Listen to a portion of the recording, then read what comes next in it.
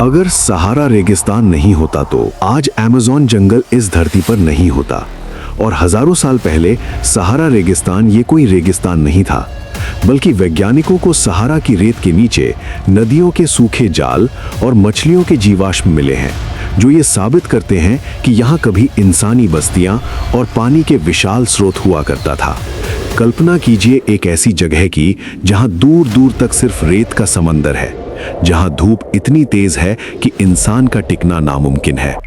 और अब कल्पना कीजिए दुनिया के सबसे घने और हरे भरे जंगल की, जहाँ हर पल बारिश होती है और जीवन अपनी पूरी रफ्तार से धड़कता है। मैं बात कर रहा हूँ अमेज़न रेन फॉरेस्ट और सहारा डेजर्ट के बारे में। ऊपर से देखने पर सहारा रेगिस्तान और अमेज़न रेन फॉरेस्ट एक दूसरे के बिल्कुल उलट लगते हैं, और एक मरा हुआ बंजर इलाका और दूसरा धरती के फेफड़े।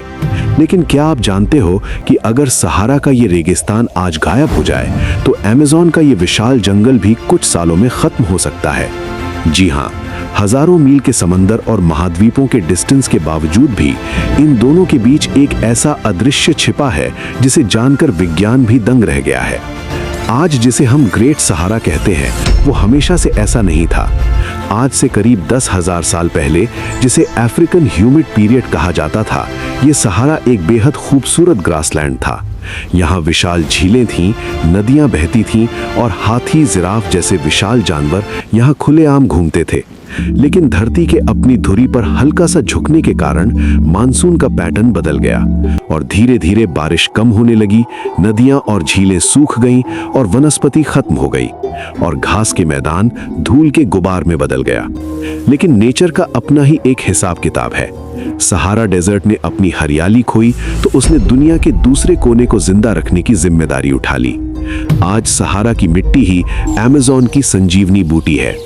अमेज़न रेन फॉरेस्ट को देखकर हमें लगता है कि यहाँ की मिट्टी बहुत उपजाऊ होगी, क्योंकि आखिर इतने सारे पेड़ पौधे वहीं तो उगते हैं। लेकिन हकीकत इसका बिल्कुल उल्टा है। अमेज़न में इतनी ज्यादा बारिश होती है कि मिट्टी के सारे जरूरी पोषक तत्व पानी के साथ बहकर नदियों में चले जाते हैं। इसे साइंस की भाषा में लीचिंग कहते हैं। अमेज़न की मिट्टी में एक बहुत ही जरूरी तत्व की बहुत कमी है, और वो है फास्फोरस। फास्फोरस के बिना पेड़ों का विकास होना मुमकिन नहीं है। अब सवाल ये है कि अगर मिट्टी में दम नहीं है तो अमेज़न इतना विशाल और हरा भरा क्यों है? इसका जवाब छिपा है सहारा रेगिस्तान की धूलों में। सहारा का सबसे महत्वपूर्ण हिस्सा उत्तरी चाड में स्थित बुदेले डिप्रेशन नाम का एक जगह है। ये दुनिया की सबसे धूल भरी जगह है, जो कि प्राचीन काल में यहाँ मेगा चाड नामक एक विशाल झील हुआ करती थी। और जब ये झील सूखी तो इसके तल पर अरबों मरे हुए सूक्ष्म समुद्री जीवों के अवशेष रह गए। इन अवशेषों में फास्फोरस रहता था, जो बुदेले से उड़ने वाली धूल ही अमेज़न के लिए खाद का काम करता है।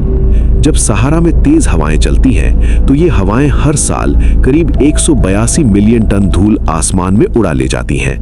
नासा के कैलिप्सो सैटेलाइट ने सालों तक इस धूल का पीछा किया, और जो आंकड़े सामने आए वो चौंकाने देने वाले थे।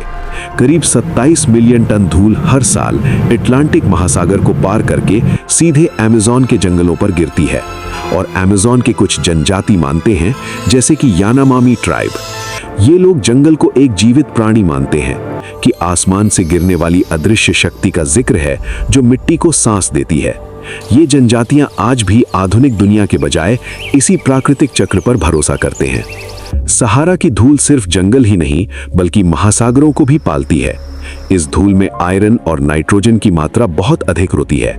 जब ये धूल अटलांटिक महासागर में गिरती है तो ये फाइटोप्लैंक्टन के लिए भोजन का काम करता है। ये फाइटोप्लैंक्टन दुनिया की 50% से अधिक ऑक्सीजन पैदा करते हैं। ये धूल कोई कचरा नहीं है, बल्कि कुदरत का भेजा हुआ सबसे कीमती खाद है।